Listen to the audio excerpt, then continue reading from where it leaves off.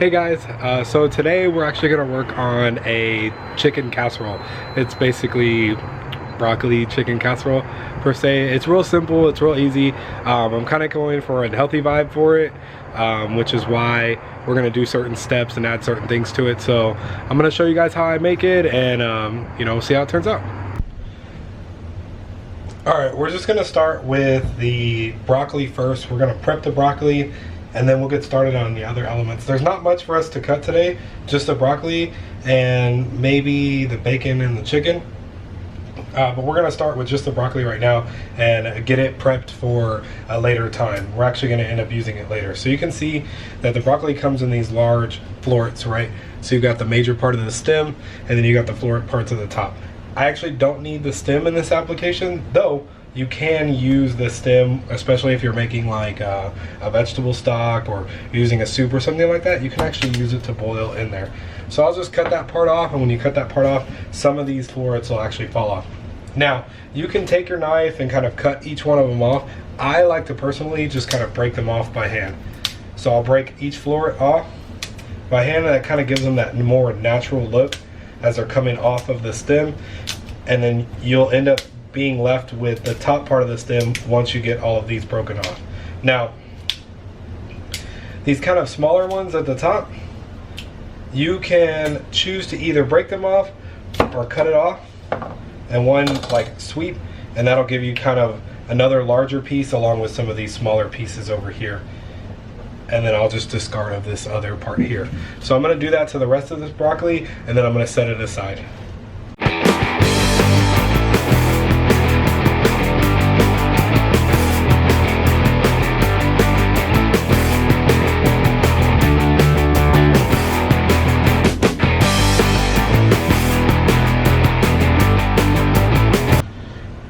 Alright, so now we're going to get started on just prepping a few other items. I want to prep the bacon and get that ready for the sauce that we're going to get ready to make for this casserole. So I'm going to go ahead and just open this pack here.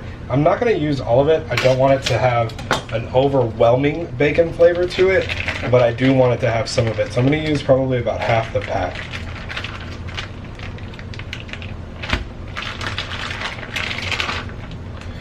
So we'll go ahead and just set the other part of it aside.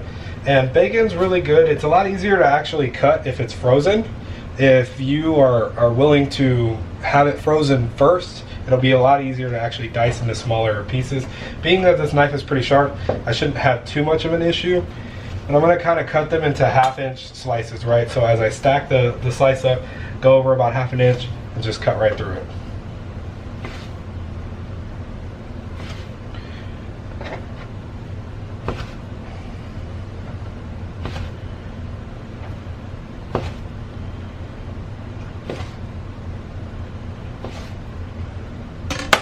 Alright, now that I've got that cut, I'm going to go ahead and set it aside as well. We're going to use it here in a later part of the recipe.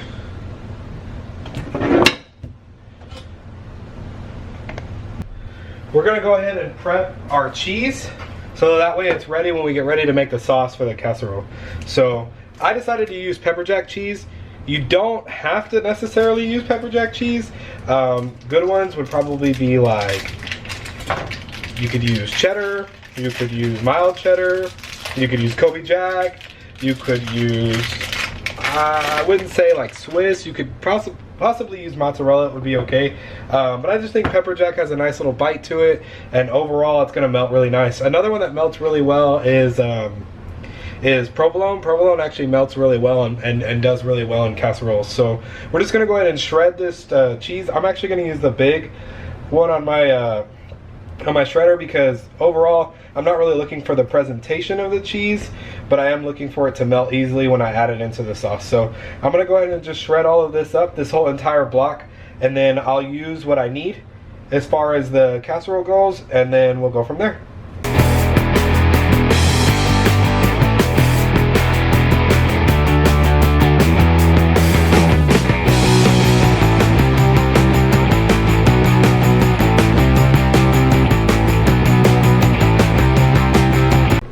So to get the chicken ready for the casserole and for slicing, we're going to go ahead and just kind of lightly or kind of heavily pan sear them. In the oven, you won't get really that brownness on the outside of them that you're looking for, especially when they're cooking in a casserole setting. And I'd really like to get that flavor on them before I actually slice the chicken and put them into the casserole. So just to kind of pan sear them, I'm going to use a non-stick skillet. I might add a little bit. I'm going to add a little bit of oil as I'm searing them, and I'm also going to lightly salt and pepper them. I'm not going to overly season them because you're going to get most of the flavor from the sauce in the casserole itself. So now that the pan's getting hot, I've got it set to about 8, medium high, anywhere between 7 and 8. I'll put about a tablespoon of vegetable oil. Again, I use vegetable oil because of the high cook point. You can actually have the pan pretty hot with vegetable oil and it won't smoke or burn. If you're using olive oil, or if you're using a like corn oil or something of that nature, you might actually want to use a lower temperature, just purely because it'll burn the oil and you'll actually get that flavor into the food, and you don't want to do that. So I'm gonna go ahead and just lightly salt and pepper the top side. Like I said, nothing over the top, just enough to give the chicken some flavor as we're actually searing it. We're not cooking it all the way through, so I'm gonna show you guys just that we're looking to get some color on the outside of the chicken. So I will season both sides, but I'm going to start with the top side into the pan.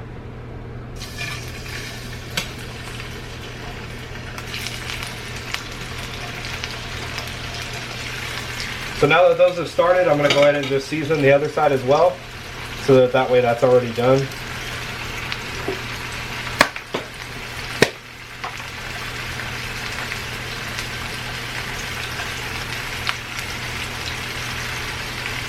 And again, we're not looking to actually cook these all the way through because we're actually going to slice them up for the casserole themselves. So I'm going to go ahead and just give them a nice sear on the outside of that. So I would say roughly about 2 to 3 minutes on both sides with medium-high heat. So let's go ahead and get those seared, and then I'll show you what we're going to do for the next step. The reason that I picked this chicken was because of the brand. Right, so I want you guys to kind of be careful when you're looking at chicken. There's some labels on there that will say that it has a 20% or a 10% solution injected into the chicken. Now you'll notice that this chicken didn't have that disclaimer on the package. And for that reason, you'll notice that in the pan, there's really only oil left. There's not a lot of juice left. The reason for that is when you actually buy the cheaper or the name brand or the lesser named chicken, they do pump it full of a solution. One of that solutions happens to be sodium phosphate, and that phosphate actually allows the tendons in the chicken muscle to absorb more fluid or more liquid. So they'll actually pump water or sodium solution into the chicken to make them look bigger, so that way they're selling you chicken at water, or they're selling you water at chicken price. So you're actually getting less meat in the long run and you're paying more for it. So now you'll notice here that we got a nice sear on the outside of the chicken. That's exactly what we're looking for. That's something that you're not going to get in the oven in this kind of application. So we want to make sure that there's a nice dark sear on both sides of the chicken. This has roughly taken me about 5 minutes total to get this nice sear on the chicken. So what we'll do is we'll go ahead and set it aside, and we're going to use it in a later application. Okay, so now we're going to make the bacon crumbles that we need for the casserole. Now you don't have to add bacon into it.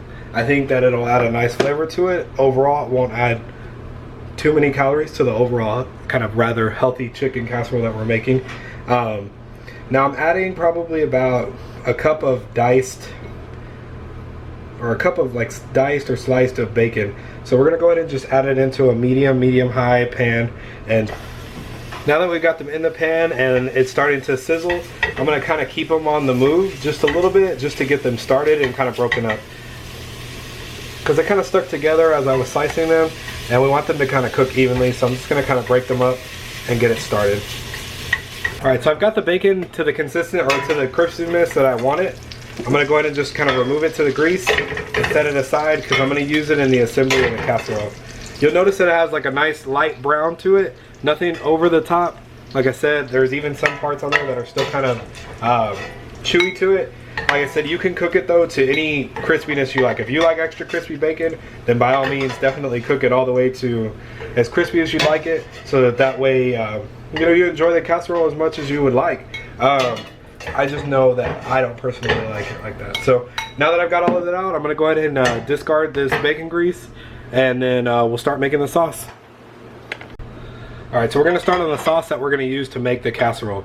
Now, I would say that essentially we're basically making cream of chicken. Not to kind of discount it, but nothing's better than trying to make it from start to finish. But if you wanted to save time, you could probably use cream of chicken or a can of cream of chicken in place of what we're about to do. So I'm gonna go ahead and start by bringing the 2 cups of chicken broth to a boil, along with a ½ cup of the milk.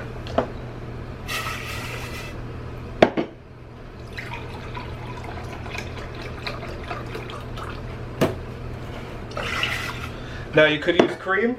Granted, that would add more calories and more fat into the sauce. You could also use lower milk if you wanted to use skim milk or 1% milk. It would also reduce some of the fat and calories into the casserole as well. So I'm just gonna bring to a boil the chicken broth and the milk, and while I'm doing that, I'm gonna take the other ½ cup of milk and I'm gonna combine it with a ½ cup of flour, and I'm going to whisk it until it turns into a really smooth slurry. So I'm just gonna go ahead and incorporate those 2 together, and we'll just take it and just really kind of whisk it together until we get a really smooth texture and the flour is fully incorporated into the milk. We're going to use this to actually thicken the sauce, and we don't want any lumps in the slurry at all, because if you allow lumps in your slurry while you're incorporating it into the boiling liquid, then you'll get kind of this floury texture, or you'll get lumps in your sauce as well, and we don't want that. So I'm just gonna go ahead and kind of whisk it and make sure I'm really stirring it with my fork until it's all fully incorporated.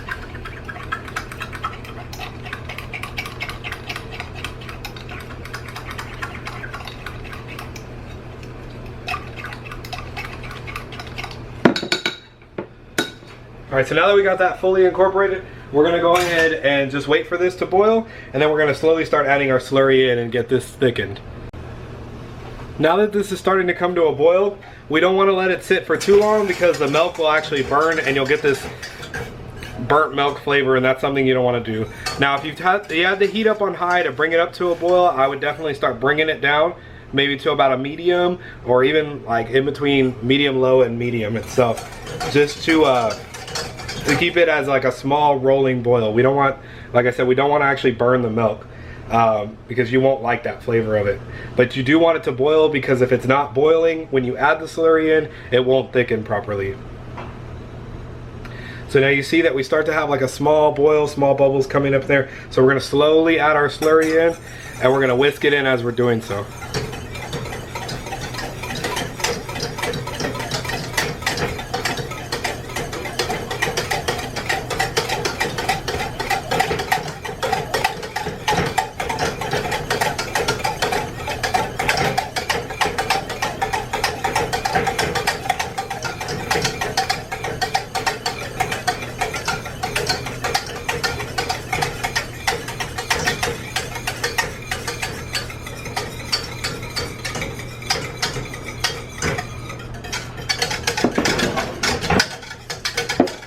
Now that we've got that fully incorporated, I'm gonna go ahead and turn the temperature all the way down to low, because I don't want to burn the sauce, but we are gonna make sure that it's fully whisked in.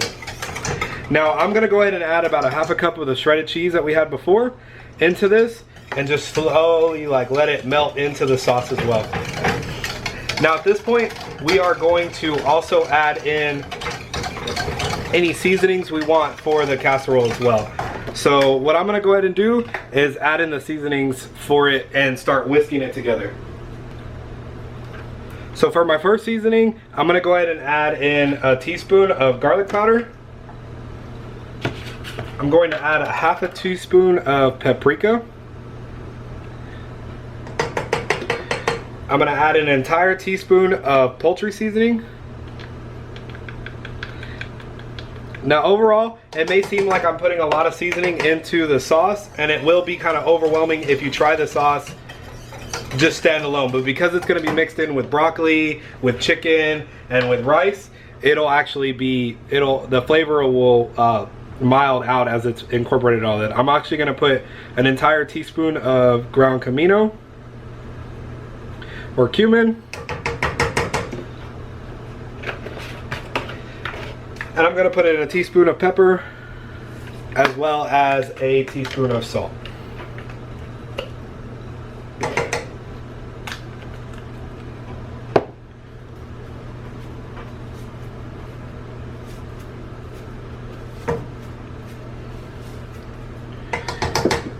Now I don't want to leave this sauce on the heat for too long because I don't want it to burn. So now that we've got all the seasonings incorporated into it, the cheese and everything, I'm going to go ahead and take the heat completely off of it, and we're going to start assembling our casserole.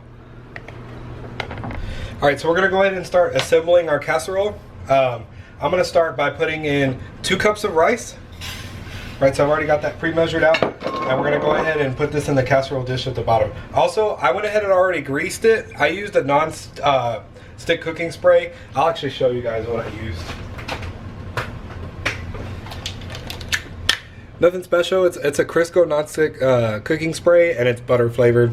I tend to stick with Crisco products just because it's a relatively good quality and you can get it at a reasonable price. So I am going to also add the bacon, and I'll kind of scatter it out evenly over the rice. Right, not put too much of the grease in there as well. We're also going to add our sauce mixture over the top of the rice.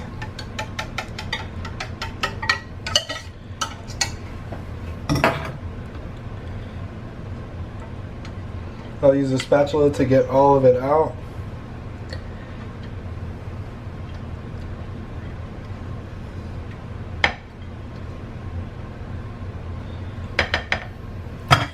And I'm also going to, because of the fact that the rice is going to need more liquid than just a sauce, I'm going to add a cup of water. And now I'm just going to kind of stir it all together. Now, we can add more water depending on the consistency of the sauce that you're looking for. We'll go ahead and let the rice cook for a little while first, and then we'll kind of check on it, see if it needs more water. If it needs more water, we can always add it into there. But I think that 1 cup of water will actually be okay.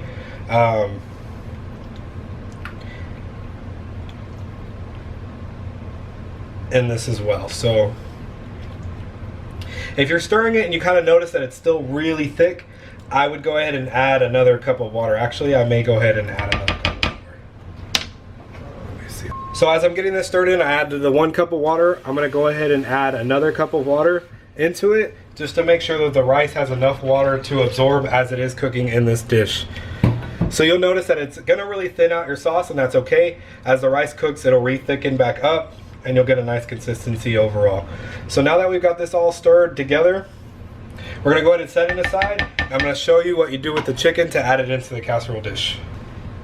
So now that we got the chicken that has a nice sear on the outside of the chicken, you got nice browning, something that you're not going to get in the chicken or in the oven. I'm going to go ahead and just kind of cut this chicken on a bias. And what I mean is I'm going to go ahead and slice it at a diagonal and get just nice pretty slices of the chicken. Not too thin, not too thick. I would say about 1/4 of an inch thick. Enough that you still get a hearty piece of chicken when you bite into it, but it's not going to get dried out by cooking for the long period of time it will in the casserole. So I'm going to go ahead and get the rest of this cut, and then we'll go ahead and add it into the casserole.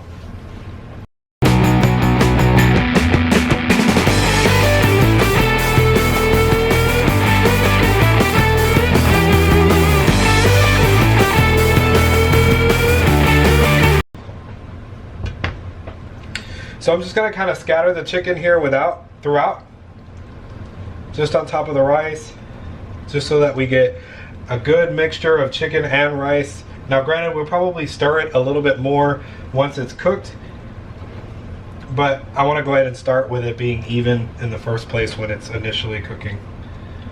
So now we're going to base the cook time of this off of the rice. Whatever rice that you choose to use, I did use a brown parboiled rice, so it already has some sense of boil to it, and it only takes about 20 minutes to cook. With the chicken thinly sliced and the oven set to 400, it should cook within the 20 minutes. So I'm gonna go ahead and cover it, and we'll put it in the oven and we'll check on it in about 20 minutes. So while the casserole is cooking, we're gonna go ahead and bring some water up to a boil so that way we can blanch the broccoli. One of the main reasons for blanching the broccoli is we're gonna get it to turn a bright green, which is one, appealing, and two, it also enhances the flavor of the broccoli. We're just bringing some water that's been salted up to a boil. We're gonna add it in, let it boil for about a minute, and then we're gonna pull it off, drain it off, and almost like bring it cooled down.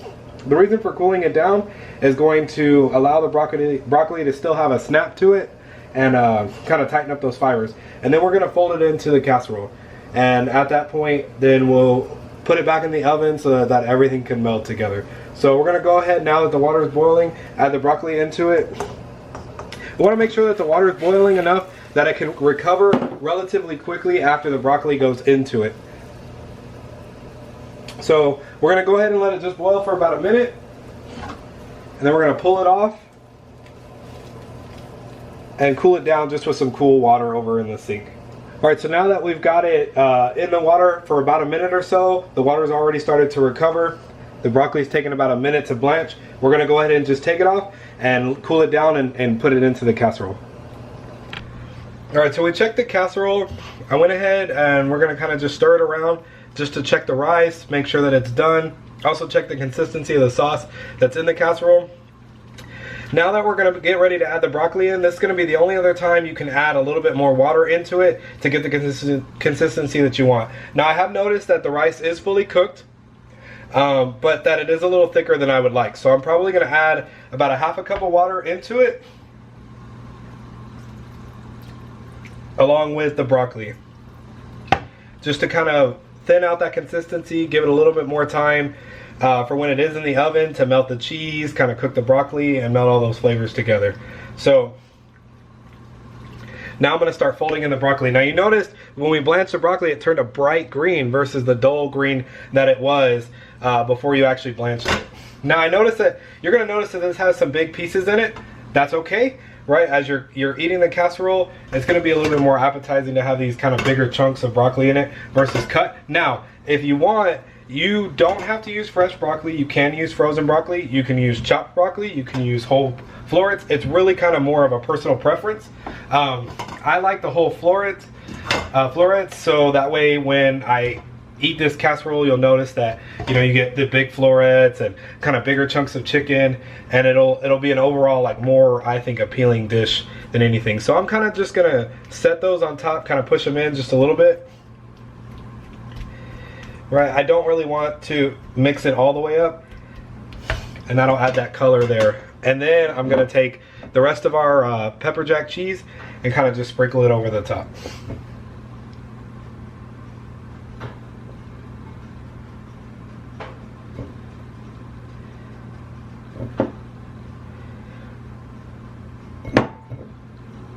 All right, and then we're gonna go ahead and pop this back into the oven for about another 10 minutes covered, and then when we pull it out, it should be good to go. All right, so after 10 minutes in the oven, with it covered, we got the broccoli cooked, we got the cheese melted over the top. I think overall it came out really good. It should be a really nice consistency. You'll have some kind of sauce in between there, and overall it'll look really nice. I'm gonna go ahead and plate it, and I'll show you guys what it looks like. All right, so we just finished up the chicken casserole. I think it turned out really good. It had a really good consistency to it, and the flavor was just right there on point. So a few things that we need to talk about when it comes to this. Of course, you can always we basically made our own cream of mushroom, or cream of chicken per se. And the reason for that is to actually lower the calorie count of it, because we used 1% milk, and also to lower the sodium. You're more than welcome to use like a can of cream of chicken. I just kind of steer away from that, especially if you're trying to make something that's more healthy, right? And the fact that we used milk instead of cream also were like two big differences. But overall, it's a pretty healthy dish. You can eat, a decent sized serving and not feel too bad about it. I put a lot of broccoli in it, so there was a lot of broccoli throughout the entire thing. I personally, like I said, I like big chunks of chicken and big chunks of broccoli. But if you're looking to make it like a little easier, maybe for kids to make or something like that, you're more than welcome to like chop up the broccoli more, Also chop up the chicken a little bit more. The only thing I say about chopping the chicken up a little bit more is that it could dry out in the process, which is one of the reasons I keep the chicken big. So I would almost recommend cutting the chicken a little bit more after the fact. The broccoli is irrelevant. You can cut it up a little bit more prior to putting it in there. But guys, I really hope you guys enjoy this recipe, and if you really liked it, please like the video. Also, if you guys are looking forward to more recipes and more vlogs and more just random things that I do throughout the day or through life, please subscribe to the channel. And guys, I look forward to answering more of you guys' questions and having you guys view more of my recipes. Thank you.